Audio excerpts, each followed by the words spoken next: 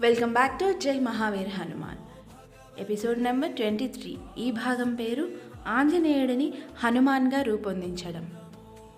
బ్రహ్మ తన కమండలంలోని కొంత పవిత్ర జలాన్ని తీసుకుని ప్రాణం లేకుండా పడి ఉన్న ఆంజనేయుని శరీరంపై కొన్ని మంత్రాలు చదువుతూ చల్లాడు. ఆ నీరు చల్లి ఆంజనేయుని గడ్డంను తాకాడు. వాయుదేవుడు ఆశ్చర్యపోయాడు. ఆంజనేయుడు ఇప్పుడే గాఢ నిద్ర నుంచి లేచి మేల్కొంటున్నట్లు నిద్ర లేచి ఆ ముగ్గురి దేవతల వంక ఆశ్చర్యంగా చూస్తూ ఉండిపోయాడు. వాయుదేవుడు ఆనందంతో తన బిడ్డను కౌగలించుకున్నాడు.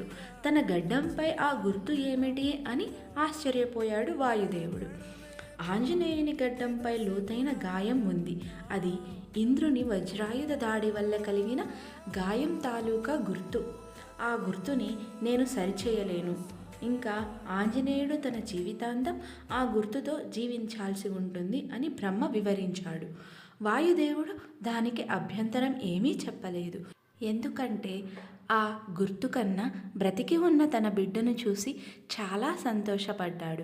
బ్రహ్మ ఆంజనేయుని గడ్డం తాకి ఇక నుంచి నువ్వు హనుమాన్గా పిలువపడతావు అని చెప్పాడు. ఆ తరువాత వాయుదేవునితో ఇలా అన్నాడు. వాయు, వెంటనే మీరు మీ విధులను నిర్వర్తించండి అని కోరుకుంటున్నాను అని అడిగాడు. వాయుదేవుడు దానికి అంగీకరించాడు.